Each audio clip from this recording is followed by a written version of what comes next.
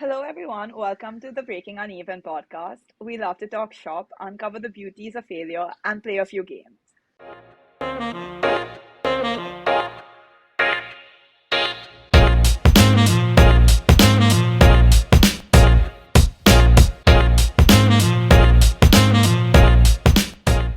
Today, we have with us the co founder of Mava, Richard Draper. After working in banking and finance, Richard started his entrepreneurship journey. He previously worked at UBS Barclays and Oceanwood Capital Management, and now is the co founder of Mava, which was a pivot from Koia. Have you missed anything noteworthy from your journey so far? No, I don't think so. That's a summary. So yeah, managed to escape the shackles of finance and into the exciting world along with my co-founders Iris and Ben. Oh, perfect. So now to get started, we'll play a quick little game to understand more about Mava. So over to you, Anuj. So Twitter is known for its 280 character limit on every tweet, which sometimes makes it a little difficult to convey your thoughts. So it takes about 20 seconds to speak 280 characters, and we transfer this challenge to you to explain to us Mava in 20 seconds, but it's not so easy. You also need to use one emoji and one hashtag in your tweet. You have any questions? No, I think that works. Let's give it a go. Awesome, cool. So whenever you're ready, see, three, two, one, go. So Mava lets you supercharge Web3 customer support. Think Zendesk, but for Web3. Emoji wave. Hashtag. Oh, sorry, didn't do the hashtag. Hashtag Web3 support. Okay, so you just about made it in 15 seconds. So yeah, you passed the challenge. Okay, perfect. So we'll move on to another game. It's called Two Lies and One Truth. So to understand more about your journey with Mava and Koya, we want to see whether it's like challenges or biggest achievements. The idea is to give us three statements from which one explains the actual big moment at Mava, whereas like the other two are false statements. And then Anuj and I will guess which one is true and which one's false. So you need to give us two statements that are incorrect and one that's correct. Gotcha. Okay, Mava is currently worse than existing ticketing bots. Mava will become the go-to Web3 customer support platform. Mava currently has users in over 300,000 Discord servers. I think the second one is true because it was like will be the Web3 customer support. But Anuj, what do you think? It was my only forward-looking statement, yeah. Uh, So is that's the truth? Then the other two are That's lies. correct, yeah. yeah. Cool. All right. So let's jump off into the conversation, right? So why did you so and obviously a lot of people have different answers for this. But why did you decide to quit your corporate career and become an entrepreneur? So, as you already mentioned, I was working in finance for a number of years, so a number of different roles, and I felt as though throughout that career, at many points, it wasn't really creative enough. And I think when you're in any particular job, whether it's your own business or whether it's you're working for someone else for a long period of time, things often do get a little bit monotonous. So I'd always had, I felt like this entrepreneurial flair that I'd not really been able to sort of capitalize on. And during the pandemic, the firm I was working for got into a period in which the opportunity presented itself to depart, and so took the opportunity to start hunting for co-founders online. It would have been very easy, I think, just to have looked for another job and gone back to doing what I was doing, but at a different firm. But I really wanted to change, and I thought, there's no time like the present to do that. So I was on the hunt for co-founders online, and during the pandemic, that's where I met Iris, one of my co-founders, and shortly after, we both met Ben as well, both online on a website called Working Startups. Wow. What stands out to me most about that journey is that it's quite. I've originally thought that when you meet a co-founder, it's either something that happens, serendipitously, or it's one of your friends or someone you know, and it's that either you'll have the idea together or you're talking about something and the idea comes up, whatever, and that's how co-founders are. But actually, a lot of people we've spoken to did do the co-founder hunt online, which kind of blew my mind. Right? Like it's something you want to build, and it's so personal that. So, can you talk us through that journey? That how do you choose a co-founder when you're trying to find them online? Yeah, absolutely. So, I mean, there are a lot of different channels, of course, you can find people. And Iris, one of my co-founders, just finished the Antler program in London. So part of the process there is they're trying to match you with co-founders. I didn't participate in that, and she didn't find a co-founder during that process, and had posted a job advert for a co-founder wanted and work in startups. I, at the same time, was hunting around for these sort of roles as well, and we got chatting, met in person a number of times, obviously before we agreed to work together, and just got together and started to talk about ideas. Antler did actually have a very useful template that Iris shared around just making sure you're aligned, not only on your current sort of needs, wants, and desires, but also making difficult decisions. For example, like what is your ultimate goal for the business? Like at what price would you sell it for? Because these are fundamental things you want to agree on roughly at the start, even if you have no idea what the future is going to look like. And I'd say we've been very fortunate so far. I think as a trio, we've been working very well together, and very cognizant that many founders, whether they're twos, threes, etc., don't have such a successful journey and often diverge. I'd say for us as well, one of the keys was ensuring we weren't only aligned in terms of what we wanted to build, but also just personal circumstances in terms of having enough personal runway to support ourselves for a period of time until we raised our first funding round, amongst other things. So I think you need to take a holistic approach to it. Yeah, that's definitely interesting to see, like meeting co-founders online. I think that it is a difficult journey because you don't necessarily know the behaviors of the person, or like how they might work in like the long term. So like being able to this, but I think at the same time it's also nice to see that like there's a difference between like the professional and personal relationships that you're building, because then like you're not necessarily mixing business with like pleasure, for example. But so yeah, that's pretty cool. But your team went from a community driven platform where you buy and collect trade fractions linked to iconic assets to a customer support platform for Web3 organization. So what was the journey of like pivoting from Koia to Mava? How did that happen? Yeah, absolutely. So as you've already said, we started Koia about a year and a half ago with the idea of opening up access to alternative assets. And the original business concept was that by buying an NFT, a non-fungible token, you then have ownership of a fraction of an iconic asset. And we're talking about collectible watches, fine art, rare whiskey. And so partly sort of a collecting element, partly a alternative investing element to the business. And it was very challenging, certainly from a regulatory perspective, to get a structure that worked. And although we all still believe the idea has great promise, and there's been a number of successes over in the US, like Masterworks and Rally Road, we were struggling for that initial traction. And it was, I think, we partially lost conviction internally, given the number of challenges. And we knew that we wouldn't be able to push the business forward and raise the amount of capital we needed to go on acquiring customers, given current assumptions and outlays. So that was one of the key moments. We internally decided, we've got plenty of runway left from our pre-seed round that we raised, and do we keep going and try and make this work, or do we pivot the business either into something in a similar area or into something totally different?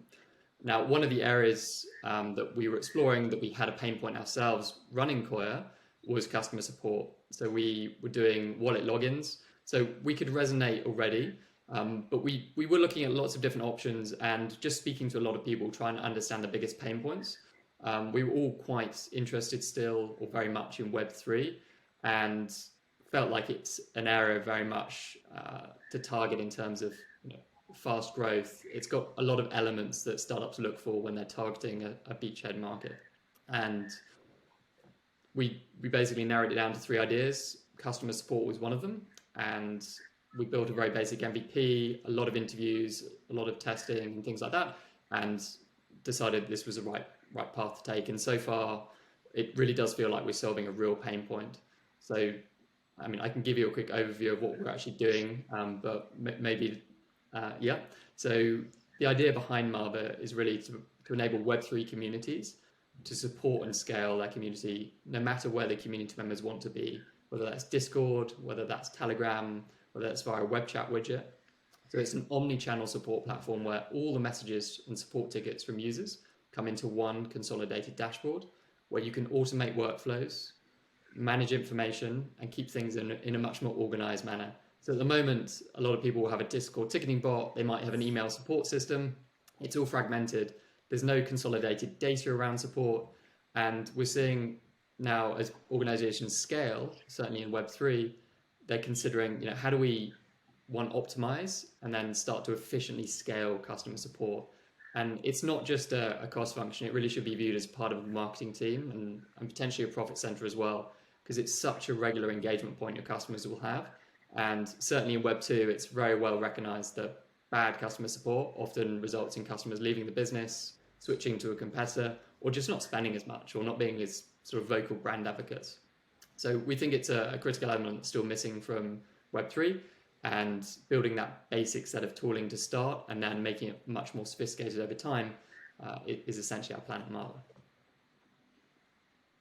That's pretty cool. So when like you went from like Koia to Mava, and like it's quite a drastic change, even though it's within like Web3 and things like that. And you mentioned that you had like runway from like your initial round of funding. How did your investors react to like this switch and this pivot? Yeah, I mean, I think the most important thing, we were right up front with them. We explained what we were thinking. I mean, Iris already was giving them regular investor updates, and we were sitting down with them on a regular basis. So, yeah, obviously we announced that we didn't feel as though we could continue the business in a viable form based on the current structure, and that we wanted to, do a major pivot. And at that point in time, we didn't have, any clarity about exactly what it was that we were going to do. So I'd say they're all very supportive. And again, that's an important thing that we were looking for when we went out to raise an investment in the first place, is investors not just for the money, but actually not only to support us in the pivot, for example, in this case, but also just to know you're going to get on with them when things don't go necessarily to plan. Yeah, I think it's also important for like everyone to understand that like there is potential, like even if you raise investment, it's not necessarily only for the idea, but also like the founding team. So it is possible to pivot eventually, even like if things don't work. Like I think it's just like raising awareness of the fact that like even investors can be more flexible with like things. Yeah, absolutely. I mean, at such an early stage, an angel round or pre-seed, you're backing the team to it's the idea is obviously a part of it, but it's primarily the team, I'd argue. Yeah, I think it's also the fact that investors do recognize the fact, like in Web3, right? In today's day and age, it's difficult to build a B2C brand in Web3 right now, because there's a lot of innovation that's happening. You don't know what's going to take off yet, and it's a riskier thing, right? But building a service platform for Web3 companies, that's much nicer, because the technology is here to stay, so that you're going to have businesses to tend to. But in let's say the current market situation, right, which is very, very bearish, a lot of investments falling down and not really panning out.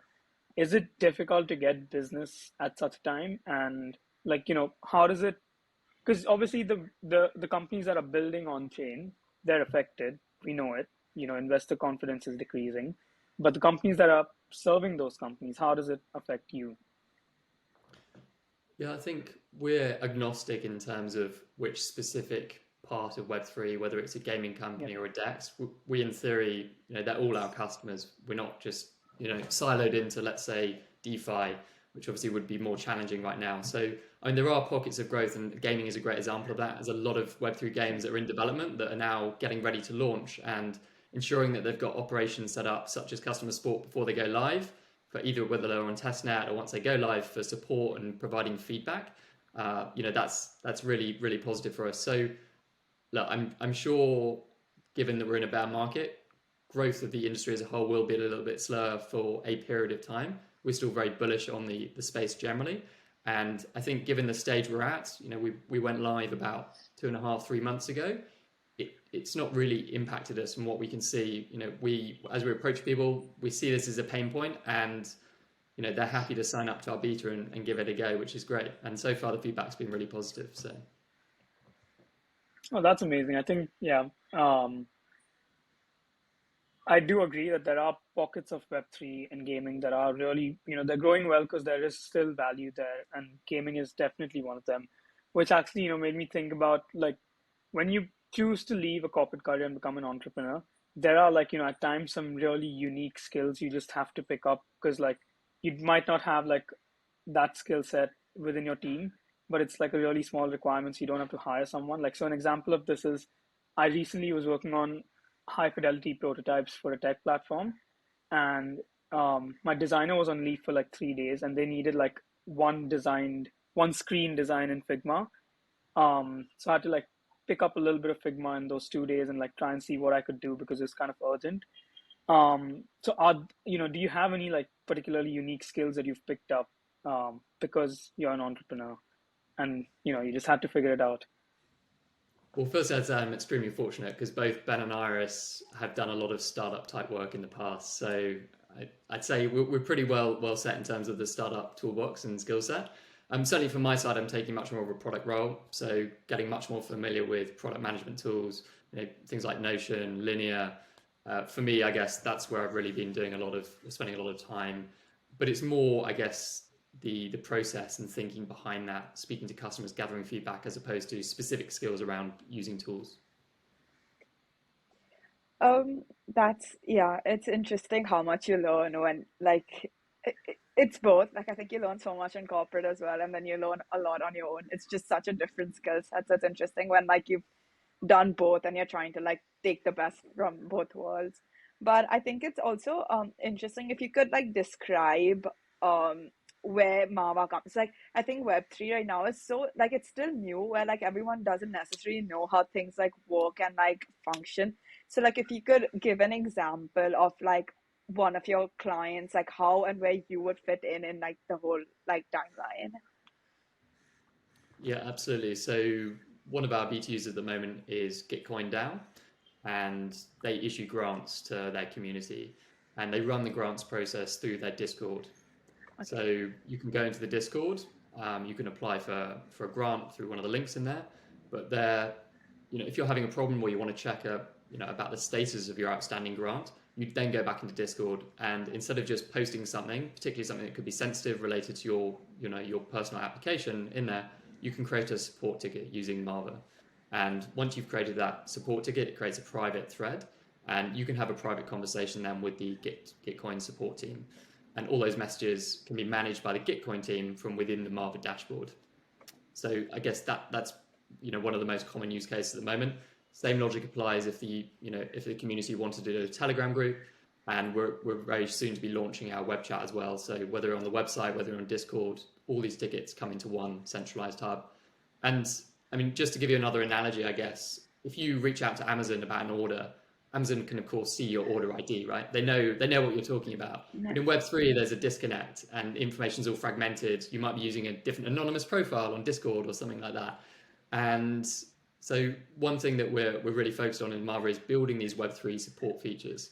So from a support perspective, if the user's happy to share their wallet, for example, or transaction ID, we're working on being able to automatically extract contextual information around that. And that's akin to an order ID, right? So the support agent can easily, from within the dashboard, understand the problem and respond to it either automatically using some of our automation tools or just more quickly manually. And that is a big gap currently. And I guess one of the biggest arguments, why wouldn't you just use an existing Web2 support software? Well, one, they don't integrate into tools like Discord. And two, they're not natively built for the use cases around Web3 with all the Web3 wallet infrastructure, etc., and the on-chain data. Okay, yeah, that's pretty cool to see how like things are moving and like getting more decentralized and like just like the way I like it's sometimes overwhelming to see like the number of changes and like the things that are coming up and like learning all the different acronyms and like things that are going on to like keep on it. But like yeah, it's nice to see how like well integrated Mava would be for a particular company to see like and support their, I guess, customers and things like that. Sorry, back to the pivot. I know you mentioned that y'all didn't like there was like a loss of motivation to a certain extent on that idea and the traction. Um, how is that conversation with like your co-founders? It's a difficult conversation to have overall when like you see something that you're building necessarily not go the way you want. So like how is that for like the three of y'all? Yeah, I mean, I think we were all came to a similar conclusion. So it wasn't, like one of us was adamant that it was wrong, and I think obviously that would have been a much Okay, more yeah. difficult process. So we've also got the element of sunk cost here. Obviously, we worked really hard on something for a year and a half, and now we're all just going to throw it in the bin. But I think we felt strongly, like as a team, that we worked well together, and that we really have the potential here to build something like an amazing business. And if that isn't Koia, well, that doesn't matter. Let's cut our losses and move on now, as opposed to just running out of money and being back to square one, basically, right? Was there anything that you could translate from like Koya to Mava, or was it like starting a new thing altogether? Yeah, I mean, of course, there were some elements, I guess, of a small degree of our network. One of our investors was already in the very much crypto or Web3 focused.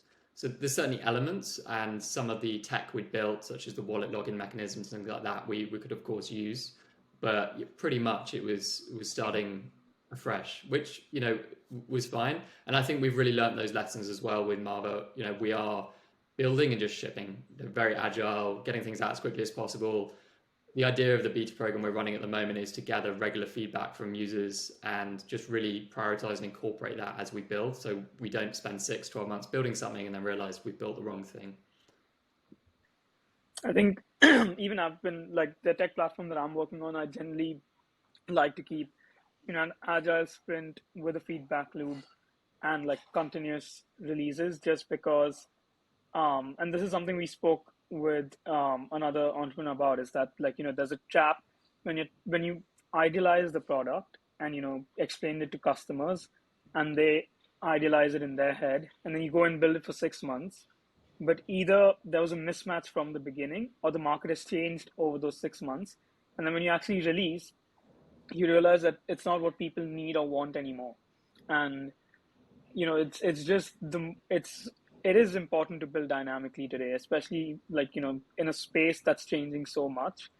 But also otherwise in Web3, I think there's been a bunch of mini hype cycles other than like the big wave of it. There was like NFTs, and then like all of these little things that come and go. But I think originally the point of Web3 was to be a fully traceable but anonymous decentralized system.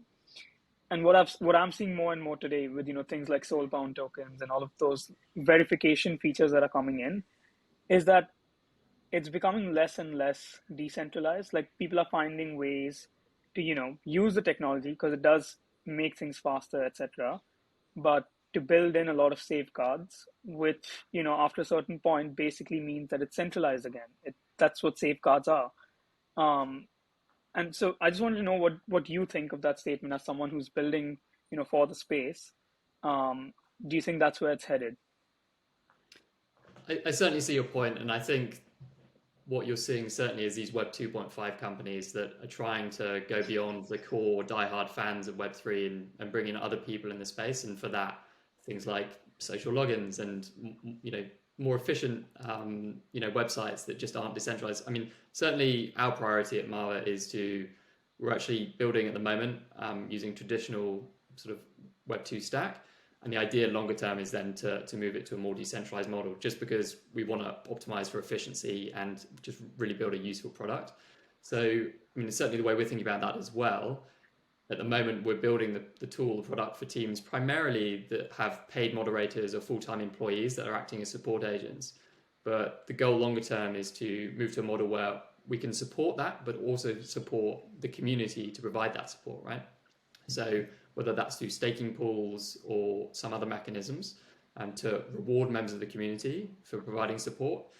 But we just feel as though it's building this core product, making it good and the most efficient possible way of providing support first, and then going down the more, I guess building in those decentralized features for us is more important. So yeah, I think at the end of the day for us, like back to your point, we're seeing a wide range of companies. Some are very much going sort of building around Web3 principles, and they're very adamant they want to stick to that.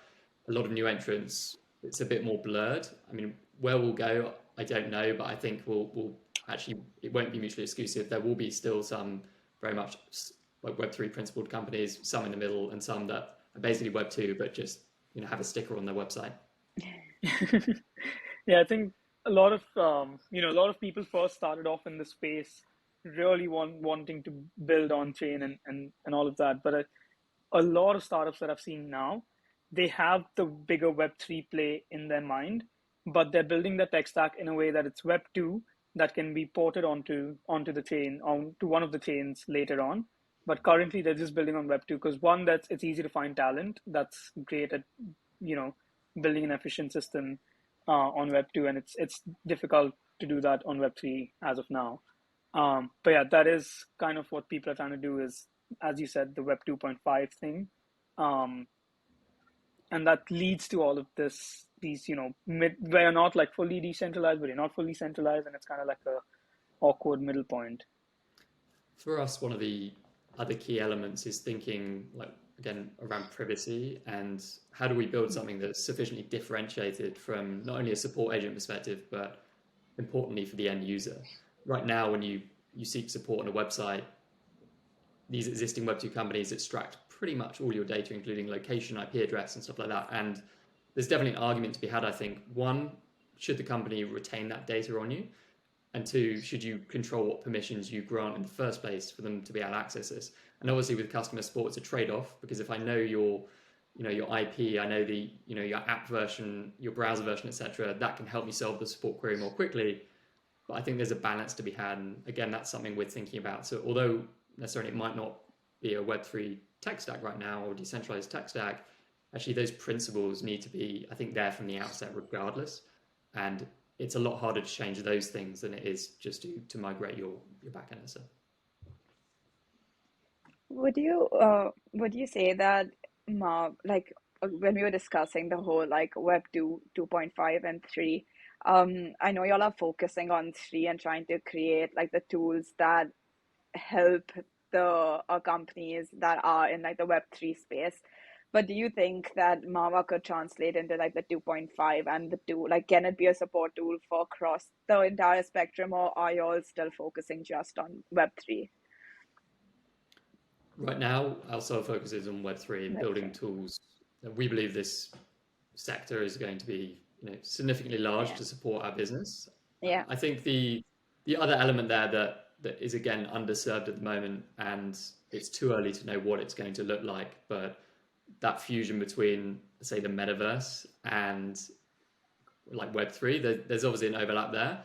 And what does support look like in more immersive environments?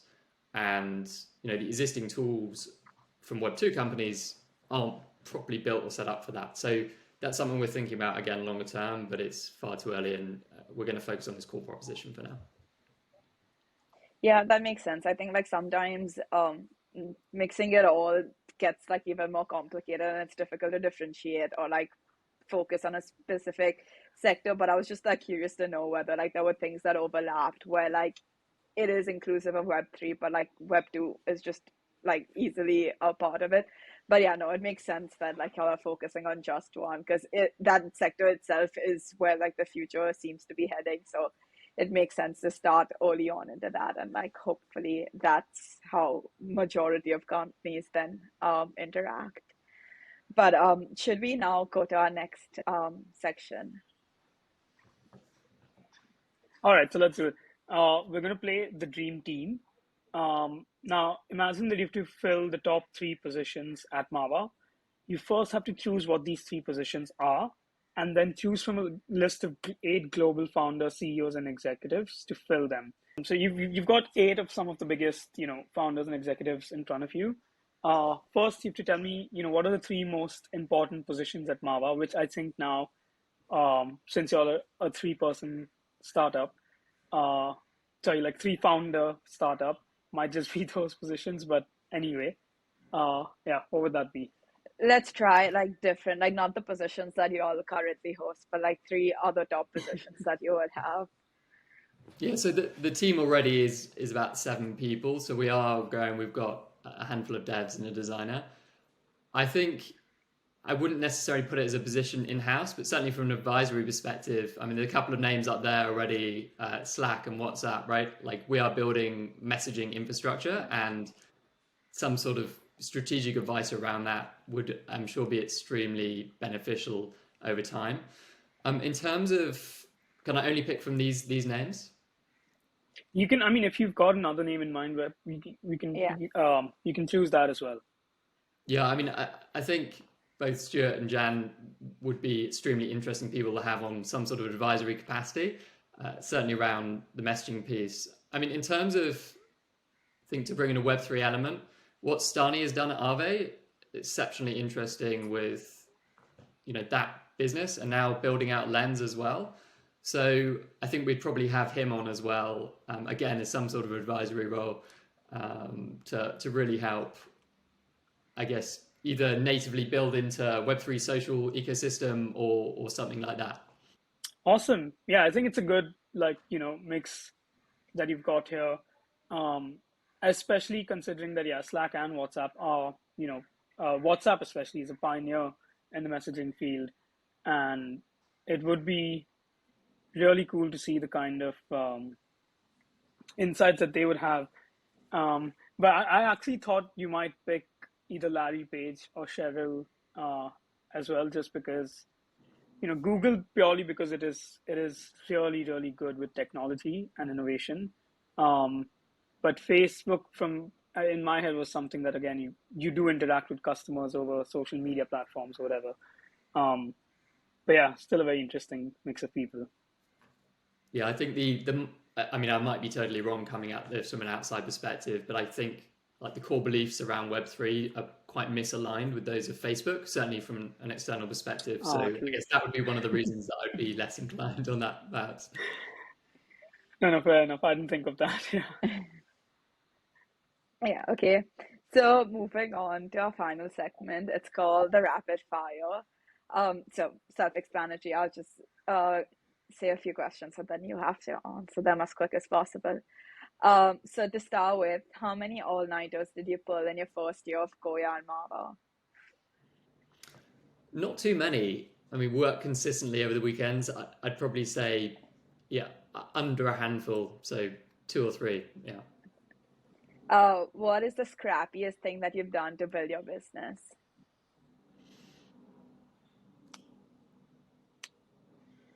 I'd say right now it's just our approach to going out there and getting customers. So Iris and I just hounding the pavements, reaching out to as many people as we can. Okay. Did you ever question whether this was worth it? Nope. One word to describe your emotion when you first raised money. Relief. Okay. Emotion when you first fired someone.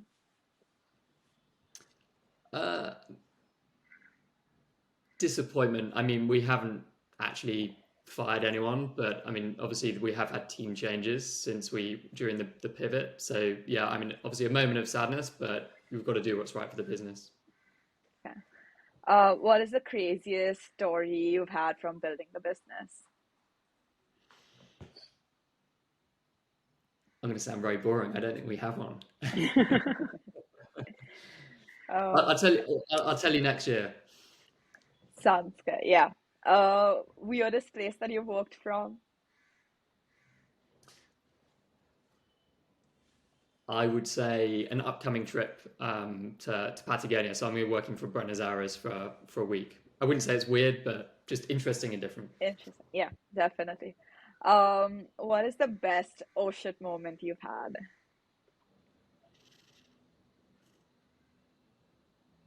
I think it was after the pivot and we settled on Mava, and during onboarding calls when we're like, okay, we're onto something here. It's a pain point, and I think collectively as a team we realized that around the same period of time, and it was exciting. Okay, And what was the worst oh shit moment you had?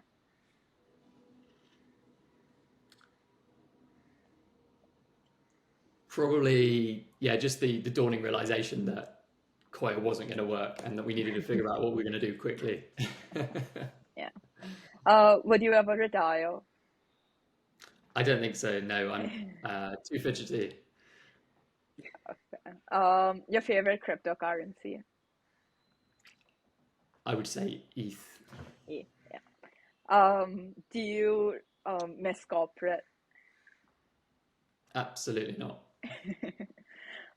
Which hobby of yours did your work kill? I'm certainly playing less piano now. Okay. And books or podcasts? Podcasts, iPad or notebook? iPad. Are you a morning person or a night person? Very much a morning person. And favorite social media platform? Uh, I begrudge most of them, but I've started to use some of the Lens ones now, like Lenster. But let's say LinkedIn, it's probably the most useful. Fair. So yeah, that concludes the rapid fire segment and bringing us to the end of our conversation. But we have like one more thing. What we do is we ask every guest to ask our next guest a question. So we have questions from our previous guests, and then we'll ask you to ask like our next guest a question. But before that, I'm just curious, like, how did you come up with the name Mava? Sorry, I just like realized that like I had this Yeah. question later, but like just So curious. one of our co-founders, Ben, had already had the domain name Oh. in the past, and we really like the fact it sounds almost like a name. It's very conversational. It's short and punchy, easy to remember, and seem to work across lots of different languages or geographies. Yeah, no, yeah, makes sense. Because it's always interesting how to come up with like names. And like Anuj and I have worked on a startup that we previously worked on, and now like our podcast, and just like finding names. Like we go through like this entire process of like trying to see what's available, what sounds good, what works, and like things like that. So just curious to know that. But our previous podcast, we had two founders on. So the first person asked, How did you prepare for this podcast, even if you did prepare for this podcast? I didn't. I was told I wouldn't need to. yes, that's perfect. And the second was, How do they want to be remembered posthumously?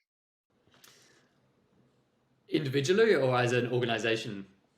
individually, yeah. And as an organization, actually, you can say both. Yeah, I think, I guess somewhat aligned, but just having added value. I mean, one of the key things we're doing, I guess, is trying to save people, like break out that mundane work. Like no one wants to keep responding to the same question day in, day out. No one wants to do stuff that they could automate very easily. So yeah, I think within personally, as well as the context of Mava, like building something that people actually find useful. And so people can spend time on the more important stuff. That's very wholesome in the sense of how it's integrated between you individually and like your company. The thing you said about very few all-nighters in your first year of Koia and Mava, I think, late at 5 years ago, if you asked like, a bunch of entrepreneurs these questions, it would probably be like, oh, 30, or it's like all the time or every week and stuff like that. But I think now, in general, people are so like, geared to have work-life balance, whether you're a founder, whether you're, in the corporate world, etc., that they try not to like, they want to give their company their 100%, 150% and everything, but not at the sacrifice of like, sleep or, going out with friends and family, etc. And I think like that trend has taken off a lot more recently. And I think it's also because of like automation, right? To a certain extent, like something that you're building will help people eventually have a more like sustainable and work-life balance life. Yeah, I mean, I personally don't function well if I don't sleep. So by doing an all-nighter, I ruin the next day. I would say though, I mean, certainly as a founding team, we're doing a lot of weekends almost continuously, and we never really stop morning till evening, whether we're out sort of networking or just sort of chatting remotely, trying to build stuff. So instead of doing the all-nighters, it's more just a continuous block of work, sort of 6, sometimes 7 days a week. but that's a lot more sustainable. And yeah, very much agree that at the same time, sleep, exercise, super important. Otherwise, you're just not, it's not going to work longer term, right? It's definitely should be a marathon, not a sprint. Yes, definitely. Thank you so much for joining us. It's been a pleasure, and it's been great, like speaking with you and learning like the entire journey so far. And we're excited to see what comes next and how Mava develops further. Amazing. Well, thank you very much both for having me on, and look forward to chatting again in the near future.